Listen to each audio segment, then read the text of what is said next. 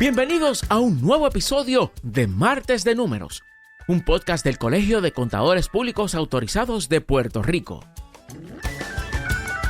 Las declaraciones aquí vertidas son para propósitos educativos exclusivamente y no tienen como fin ni deben considerarse como una consulta contributiva, legal o de contabilidad. Cualquier consejo que esta grabación contenga no ha sido considerado o escrito para ser usado y no puede usarse con el propósito de evadir penalidades que puedan imponerse al amparo del Código de Rentas Internas o de cualquier disposición contributiva local, estatal o federal. Bienvenidos a Martes de Números, el podcast oficial del Colegio de CPAs de Puerto Rico, donde cada semana compartimos ideas prácticas para empresarios, profesionales y colegas de la contabilidad. Hoy hablaremos de un tema que vemos a diario en nuestra práctica, los errores más comunes que cometen los empresarios, y le vamos a dar varios tips de cómo evitarlos. Hoy me acompañan 3 colegas. Primero, el CPA Javier Hernández, presidente del Comité de Empresarismo. Bienvenido, Javier. Gracias por la invitación, Yomari.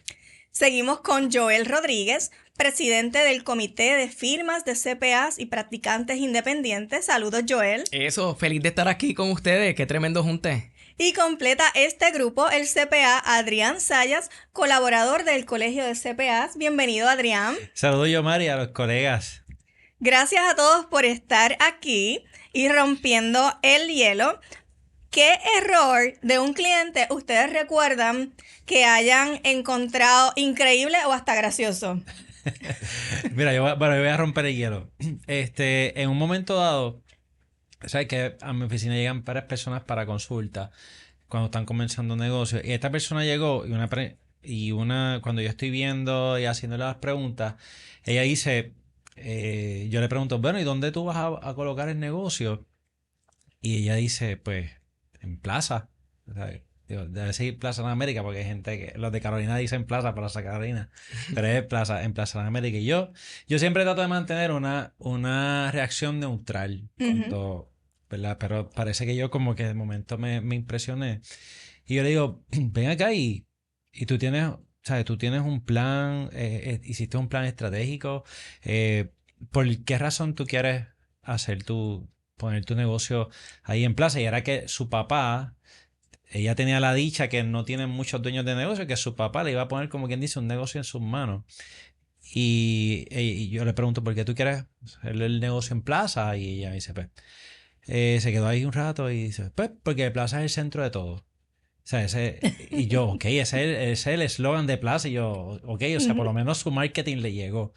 Pero, o sea, como que simplemente cuando están haciendo un negocio, fallan muchas veces en eso, en no tener ni siquiera un plan estratégico y tú decir que pues porque va mucha gente ahí y yo simplemente me limité a decirle, bueno, por si acaso, ten como que 2 sitios más en spare, por si acaso ahí no hay. ¿Está bien? Nunca más supe de la persona, no sé si llegó a abrir el negocio, pero Ahí se quedó. Ahí fue. Mira, yo tengo una graciosa. Y esto me ha pasado con más de 2 clientes, inclusive, ¿verdad? Yo la voy a tirar aquí. Yo he tenido clientes que el nivel de que mezclan las finanzas personales con las finanzas del negocio es a tal punto que más de 2 clientes por separado. Transacciones en sus estados de cuenta corporativos y de negocios de sex shop. Y eso cuando nosotros lo hemos visto es como que, ¿pero qué es esto? Porque ¿qué tiene que ver lo que venden en un sex shop con la operación de este cliente de negocio?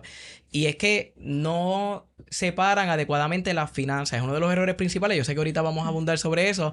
Pero, y cada vez que lo veo, porque lo he visto en más de 2 ocasiones en mi oficina, yo sé que Javier dijo que le ha pasado también, de verdad yo pongo los ojos así y quien me lo dice es el que trabaja en mi oficina registrando las transacciones, como que mira, señor Joel, ¿qué hago con estas transacciones? Y yo no sé ni dónde meter mi cabeza. Sí, pero el personal de uno viene a preguntarle. Me pasó en el banco y de verdad que es bien embarazoso. Después yo no sé cuándo. Sí. Entonces cuando le voy a preguntar al cliente, pues tú le tienes que preguntar, mira, esto no está bien, esto que hiciste. Y eso es como trágame tierra para el comerciante, pero créeme que de eso aprenden. Cuando uno lo identifica y lo reconoce y se lo explica, pues tienen que aprender. Eso me viene a la mente uno pensando en qué ejemplo. Y hay uno que no es gracioso, ¿verdad? Pero sí choca y es una falla bien común y salió en la prensa. Y es el ejemplo de la compañía que corría las tiendas Blockbuster en Puerto Rico. Esto fue para el 2010. Y yo todavía conservo el artículo de prensa, el recorte, donde ellos insistían y apostaban a que la gente iba a continuar con el deseo de ir a una tienda a alquilar una película. Y paralelamente, para esa misma época, ya estaba Netflix, que te enviaban el DVD por correo, llegaba a tu casa, Ajá. tú no tenías ninguna penalidad, lo devolvías cuando tú quisieras. Y todo esto de streaming ya estaba sonando, pero se aferraban al alegado interés de que la gente fuera Al a modelo una inicial. tienda a recoger una película y después que te ponían las penalidades que te ponían y todo lo demás. También tengo el mismo artículo 2 o 3 años más tarde cuando dice que anuncia el cierre. Y pues es uno de los ejemplos de que los empresarios cuando comienzan sus proyectos tienen que mantenerse al día con los cambios y las tendencias que hay y tú tienes que poder tener la flexibilidad de adaptarte y moverte. De lo contrario, pues vas a desaparecer y siempre ese ejemplo pues yo lo uso y es el que me viene a la mente porque pues no es gracioso, es triste, pero hay gente pues que lamentablemente se niegan a cambiar y hay que mantenerse constantemente cambiando. Y son muchos subtemas medulares en el caso de permisología, planificación o planes de negocio, en el caso de segregación de tareas, en el caso de no adaptarse a los cambios. Yo tengo uno medio gracioso que un cliente que genera varios millones y se va a auditar, pero toda la documentación que le solicitamos llegó en bolsas de compra. O sea, eso habla mucho de la organización y no estamos hablando de un pyme, sino de un cliente que ya... Pero no estaban ni categorizados. No. No, anda. Y entonces, pues. lo que gracioso cobrarle no más a va ese hacia cliente. ellos. Cuando nosotros estamos abriendo todos los documentos, no sabíamos si reír o llorar. O sea que son muchas cosas que pasan cuando cometemos estos errores de los que vamos a estar hablando aquí de los empresarios y que cada uno dio un ejemplo que se va a adaptar a los sistemas que tenemos aquí. Y vamos a empezar con la partida de organización financiera. Quiero preguntarles a ustedes, muchos empresarios mezclan dinero personal con lo del negocio. ¿Qué problemas esto puede traer? Quiero que Adrián me hable primero de esto. Bueno, además de que tú pues, no tienes la manera de saber qué realmente generó el negocio y cuáles fueron esos gastos, esto pudiera representar una situación ya cuando el cliente se incorpora en donde si hay alguna situación, lo que hace, y esto desemboca en un caso legal, pues los jueces lo que hacen es descorrer el velo corporativo, que es lo que dicen. Muchas veces hacen las corporaciones precisamente para separar lo personal del negocio y que si pasa algo, pues que entonces toquen el negocio y me dejen mi patrimonio personal quieto. Pero entonces a la que las personas empiezan a mezclar fondos, pues lo que hace un juez es eso, que dice, mira, no, aquí no hay corporación que valga, descorrer el velo corporativo, y entonces aquí entra un sinnúmero de tecnicismos legales donde en arroz habichuela pues te tocan lo tuyo personal. O sea que aquí hay que tener mucho cuidado, que ya no es solo que es una cuestión del negocio como tal, sino que se puede ir a lo legal. ¿Ok? Son Y además de riesgos. que, claro que sí. Claro, dentro- y probablemente se deduce ese comerciante que no separa las finanzas personales con las del negocio. De momento se pueden ir como deducción en una planilla gastos personales que no corresponden al negocio, y en una auditoría pues eso implica un problema para el comerciante o el contribuyente. El problema es el pensamiento interno que tiene ese empresario, que ellos mismos creen que eso está bien y que a veces te dicen, no, porque es que mi negocio está en negativo, o mira, nada me sobra, y en su pensamiento real piensan que el negocio va mal, pero realmente cuando uno va a ver la utilidad, la ganancia al final del negocio, están en positivo bastante alto porque ellos consideraron que eso que gastaron personal era parte de las arcas del negocio. Ujú. Y todo eso va en detrimento de ellos pensando que lo están haciendo bien. Yo me he topado con varios casos cuando tú vas a hacer una valoración de ese negocio para venderlo, que es para beneficio de ellos. Tú tienes que sentarte y hacer esa separación y presentar un montón de ajustes de normalización en el informe para poder llevarla a lo que es puramente la contabilidad y las finanzas de la empresa de lo que es el individuo. Todo eso representa riesgo. Cuando hablamos de los empresarios, esta mezclatura de ingresos y gastos personales y del negocio, ¿qué riesgos trae en cuanto al IVU, la nómina para los empresarios? Lamentablemente, esa es una de las causas más comunes por las que los negocios enfrentan problemas económicos debido a un problema legal o fiscal, ¿verdad? Con las autoridades porque mezclan los fondos que se supone que sean retenciones para remitir al Estado y los usan para subsidiar las operaciones.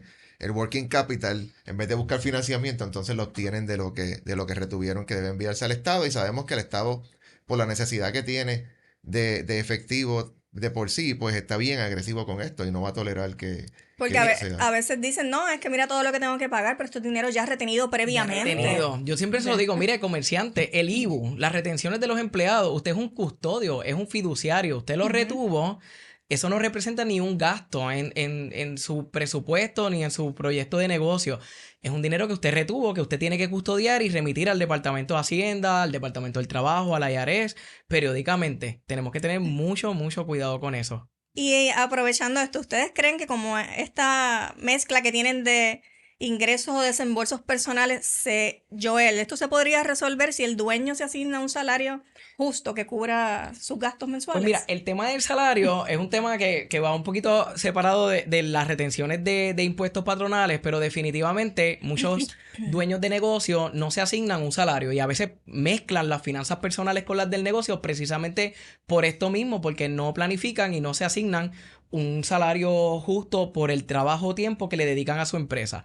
Esto rasga la rentabilidad del negocio. Cuando yo voy a tirar mis números, pues probablemente si yo no me asigno un salario, pues tengo una rentabilidad mayor a lo que realmente tiene el negocio. Yo tengo que asignarme un salario. Inclusive los que están comenzando, los empresarios que están comenzando, aunque no el negocio no tenga la liquidez para pagarle, usted tiene que registrar esas horas trabajadas y dedicadas al negocio y se tienen que contabilizar en el income statement, en el estado de ingresos y de gastos.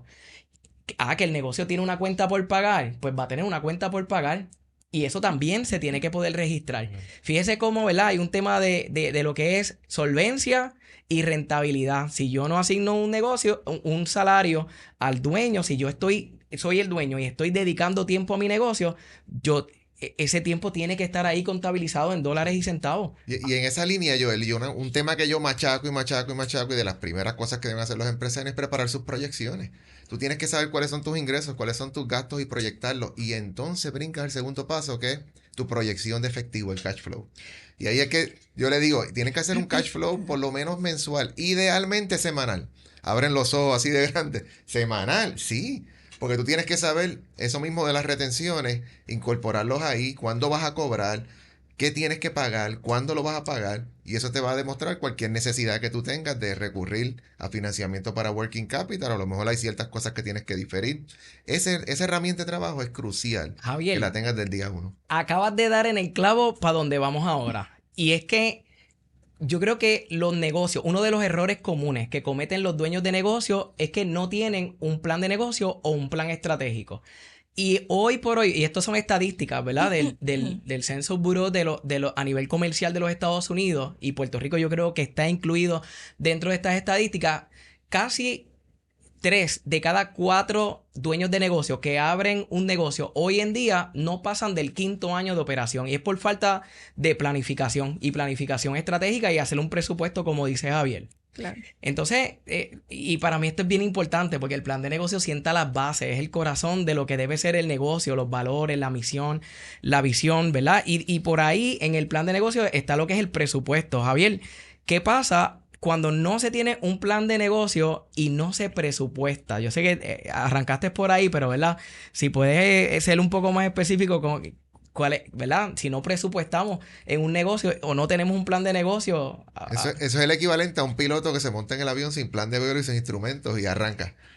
Sí. Pues vas a confiar estrictamente en lo que él puede hacer y resolver, y se te van a surgir muchos imprevistos que no vas a estar preparado para manejarlo.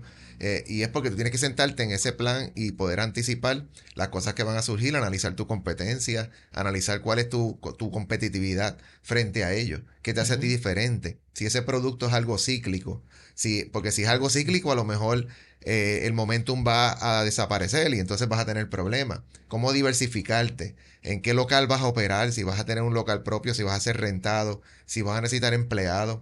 Si necesitas una certificación, aquellos que son negocios de profesionales, a lo mejor para ejercer lo que tú quieres hacer necesitas estar licenciado por una autoridad del Estado. Todas esas cosas hay que tomarlas en consideración. By the way, a mí cuando viene un cliente y me pide un estado financiero proyectado, yo normalmente no me gusta hacer ese trabajo si no hay un plan de negocio. El plan de negocio me va a dar a mí la guía para yo sentar las bases y los supuestos para esa proyección. Entonces, ¿verdad? Fíjense, porque a veces los comerciantes llegan, dame una proyección a 2 años. ¿Y con qué yo voy a trabajar esto? Con el plan de negocio. ¿No lo tiene? Pues vamos a empezar a trabajar en ese plan de negocio. Vamos a construir un plan de negocio y por ahí vamos con el tema. Y a veces piden esa proyección porque un banco se lo está pidiendo. O sea, no muchas veces es porque nace de ellos saber o decir, déjame ver cómo se proyecta mi negocio de aquí a 2, 3 años. Simplemente, porque el banco necesita un préstamo o necesito comprar XY propiedad, pues entonces me están pidiendo una proyección. Es como para cumplir. Pero sí, como para cumplir. Brincan como dicen en el campo, brincan el charco y fueron a pedir financiamiento sin haber tenido los documentos necesarios para poder cumplir con lo que piden las regulaciones bancarias. Conocer si realmente la operación de tu negocio va a poder sustentar ese financiamiento que tú estás pidiendo. Porque dentro de un plan de negocios normalmente hay unas proyecciones de 2 años ya. Claro. Hay un plan de mercadeo,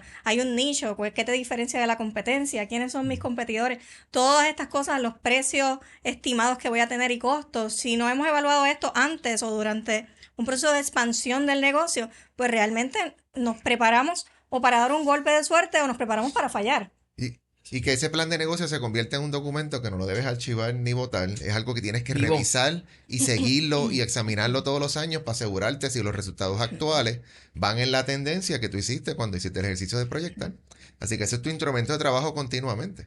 Otra cosa, no planificar demasiado a largo plazo. A veces también la planificación es a 5 años, a 10 años. Hoy en día, en el 2025, tú no puedes planificar y hacer un plan de más de 3 años porque no es real. Las cosas cambian tan a menudo. Inflación. Sí. Mira, con el tema de planificar y presupuesto, hay un tema importante que nos atañe a nosotros los CPA y los que trabajamos en el área de impuestos, que somos la mayoría de los que estamos hoy aquí, y es que muchos de los comerciantes no planifican el costo contributivo y cuando van a llenar la planilla, eso es como un tax torpedo. No sabían ni por dónde venía ese costo contributivo y no planifican esto. Adrián, ¿qué tan grave es no incluir en su planificación, ¿verdad? El tema de planificación contributiva y cada cuánto tiempo esto se debe trabajar. Mira, estamos hablando de que Puerto Rico es una de las jurisdicciones que contributivamente está más comprometida, porque nosotros, y muchas veces cuando van a la oficina a consultarse, piensan que solamente se le paga contribuciones a Hacienda. Y entonces en Puerto Rico tenemos Hacienda, tenemos el Centro de Recaudación de Impuestos Municipales, que es el CRIM por la propiedad mueble. Tenemos la patente municipal. Y el problema no es que simplemente pues, yo pueda pagar esto al momento en que haga la planilla, sino que yo tengo que hacer unos pagos de contribución estimada, porque si no yo le voy a estar regalando dinero al gobierno, ¿verdad? En penalidades, en todo este tipo, ¿verdad? De impuestos. Así, y como se mencionaba, si yo no estoy preparado en términos de cash flow, como dice Javier, pues, cuando a mí mi contador me envía ese borrador de esa planilla para discutirla, que me dice que yo le tengo que pagar XY a Hacienda y yo no estoy preparado, pues que entonces, ¿a qué acuden? Yo no sé ustedes, pero la mayoría, pues yo hago un plan de pago. Pues si te podías planificar y poder pagar, y tú sabes que un plan de pago va a desembocar en intereses y vas a terminar pagándole más de lo que debías al Departamento de Hacienda y a las diferentes agencias. Yo creo que ahí lo que viene, lo que le podemos recomendar al cliente es que haga unas citas periódicas con su CPA para hacer lo que se llama un tax planning, una planificación contributiva. Yo vi hace poco unos videos de una persona en las redes sociales que a veces decía, no, tu CPA no se reúne contigo en todo el año, lo ves en la época de la planilla. Yo creo que hay que educar al cliente, el contribuyente y el dueño de negocio a que es responsabilidad final del contribuyente poder programar estas reuniones, porque a veces llamamos mi CPA, mi contable, a la persona que te hace las planillas una vez al año. Eso es bien importante. Y no realmente el tú contratar a alguien para hacer una planilla una vez al año, no lo hace tu contador todo el año. Sí. Así que es importante planificar estas citas para que puedan hacer unos supuestos de las planillas y poder programar, presupuestar cuáles van a ser mis contribuciones y poder hacer ¿verdad? Tener el dinero para poderlas pagar a fin de año. Sí. Eso es bien Y importante. hay algo Yomari. que quiero puntualizar y es que vienen muchas veces con estas ideas y estos videos locos de influencers o creadores de contenido de otras jurisdicciones. Y ok, está bien, pero tienes que entender que Puerto Rico funciona un tanto diferente a lo que es Estados Unidos. Vamos a empezar que para el IRS el territorio de Puerto Rico es considerado un territorio foráneo. Así que nosotros tenemos nuestras propias reglas de juego, tenemos nuestros propios muñequitos. Así que cuando usted vea un contenido que le parece un poco atractivo y que de momento resulta en que no tiene que pagar contribuciones, sepa que Puerto Rico pues tiene sus peculiaridades y que no necesariamente funciona así.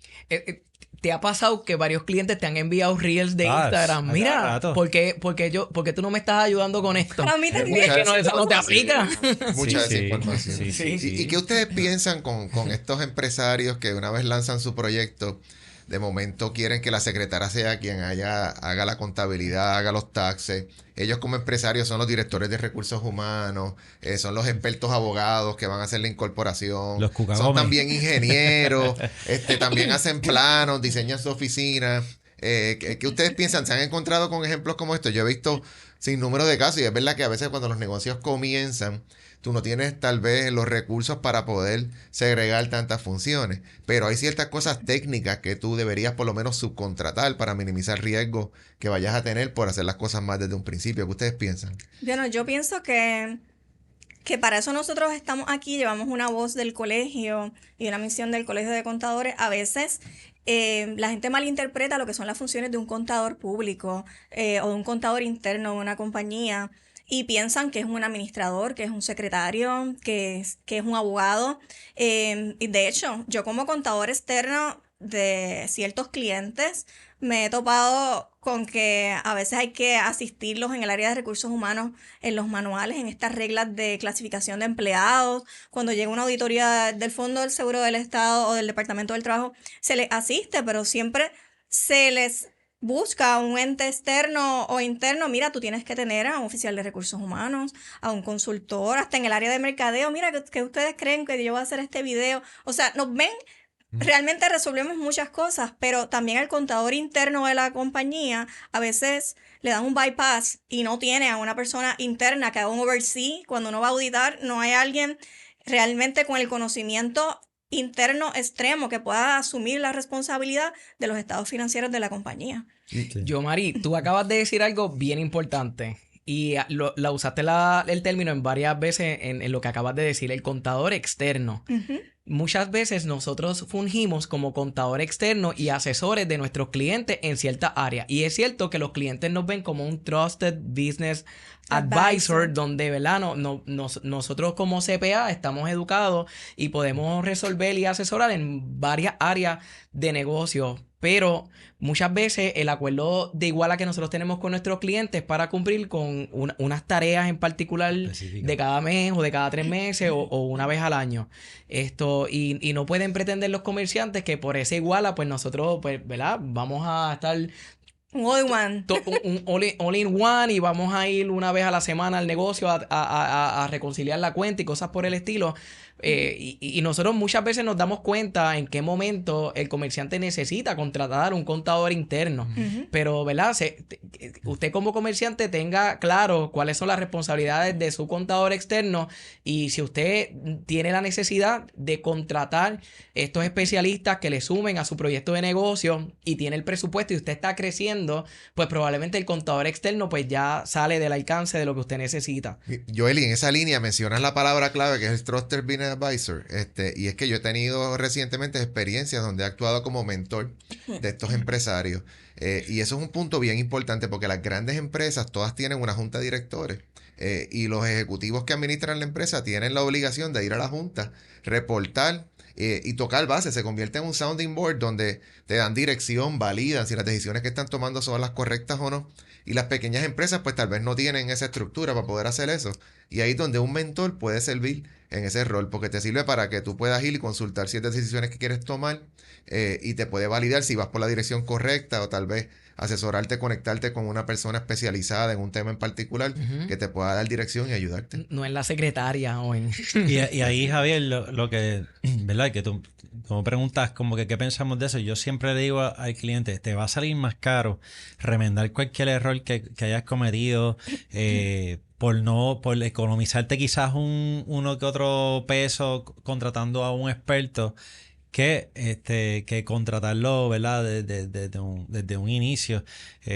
Y yendo por esa línea, otro error también que también recurre mucho es que simplemente no conocen la diferencia entre un empleado y un contratista. Y muchas veces, precisamente por no asesorarse o por no conocer, pues,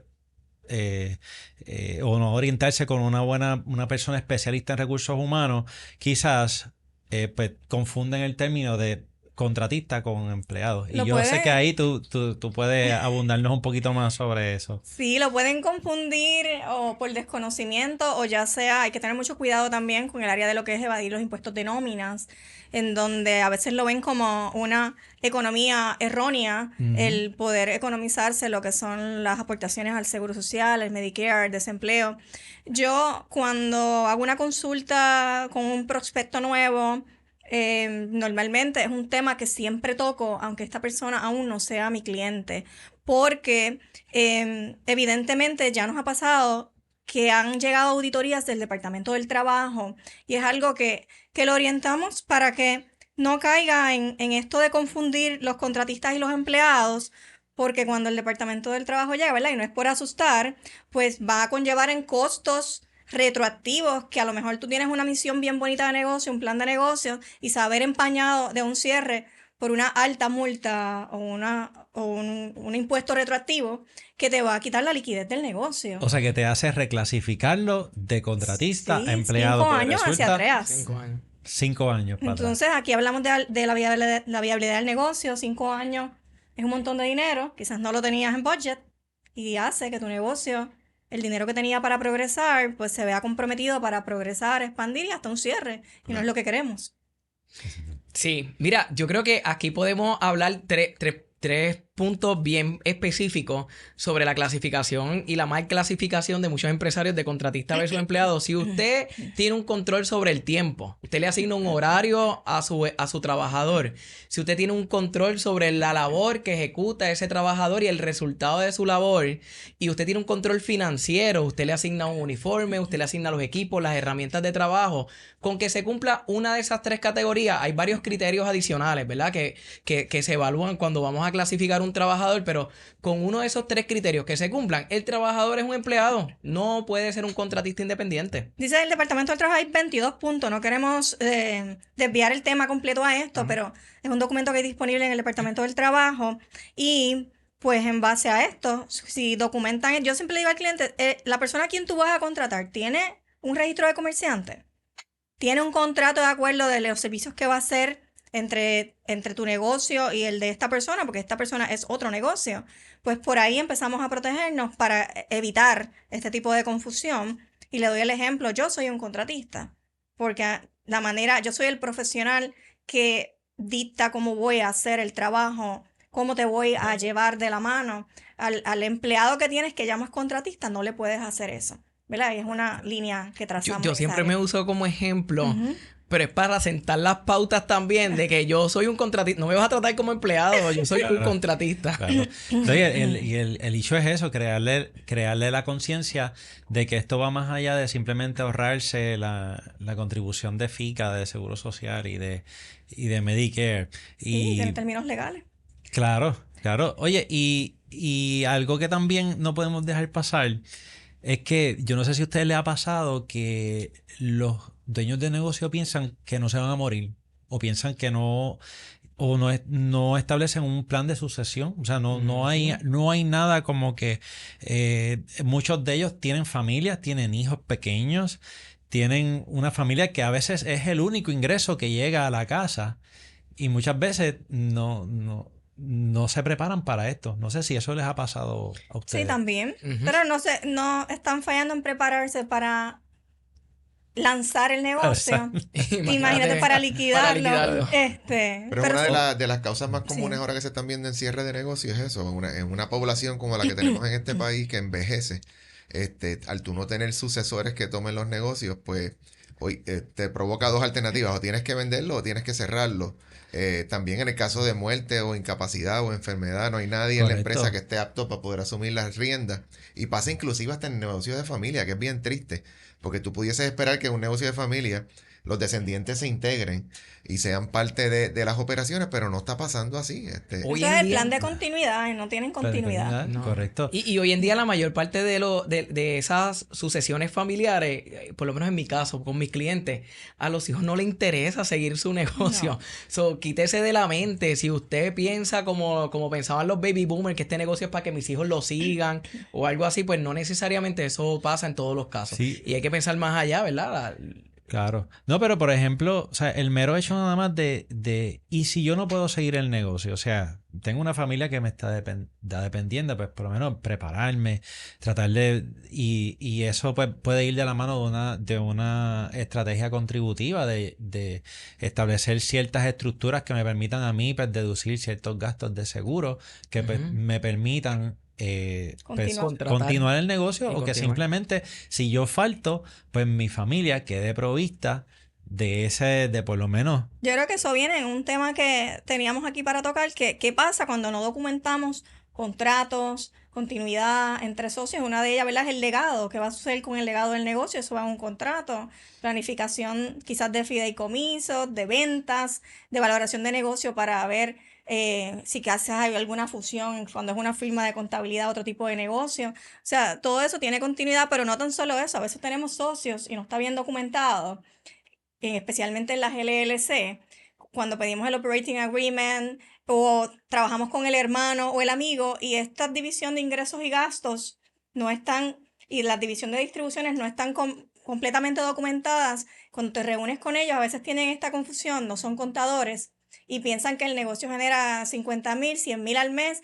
50,000 son tuyos y 50,000 son míos, pero no toman en cuenta los gastos, las deudas que tiene el negocio y esta división no queda clara entre ellos. Al igual, el engagement mismo de nosotros como consultores con el cliente entra en este mismo tipo de contratación para que no haya confusión de tareas, hasta dónde llegan nuestras funciones.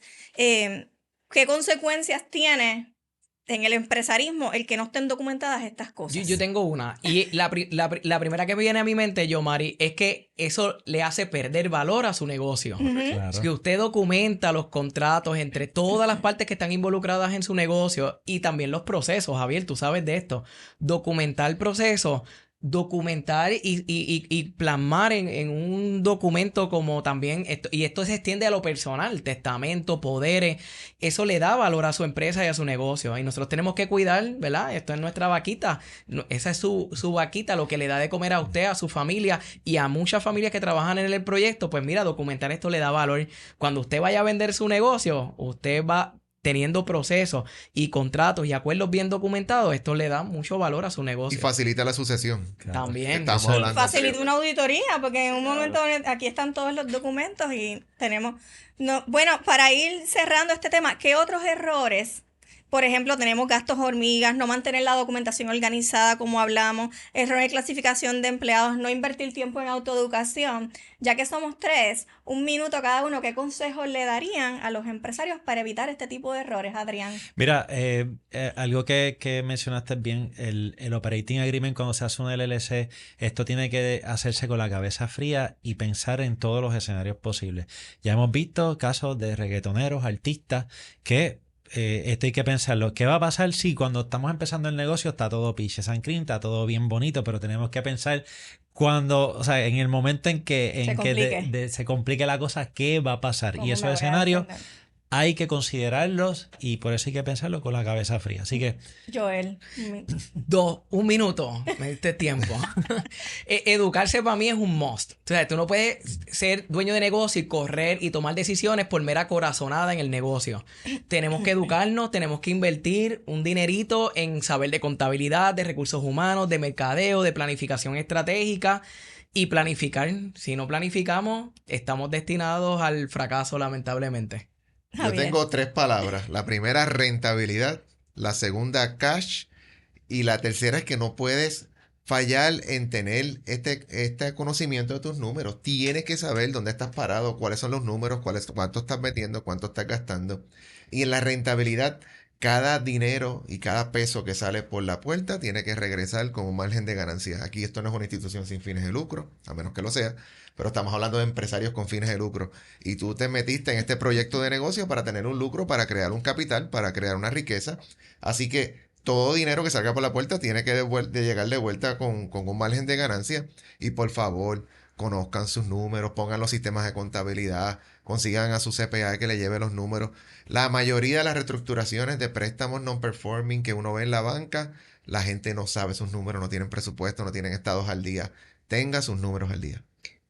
Una última para promocionar, porque esto es el colegio de CPA y nosotros estamos aquí para ustedes los empresarios. Nosotros somos una comunidad vibrante de profesionales que estamos, y usted nos puede buscar, mire, colegiocpa.com, ahí está el directorio de firmas y practicantes independientes y ahí usted puede buscar el asesor que más se adapte a lo que usted está necesitando para darle esa consultoría. Nosotros somos fiduciarios a final de cuentas. Cada vez que usted contrata, llama a un CPA para una consulta, nosotros siempre vamos a velar y le vamos a dar el mejor de los consejos velando sus intereses. No vamos buscando venderle nada a nadie.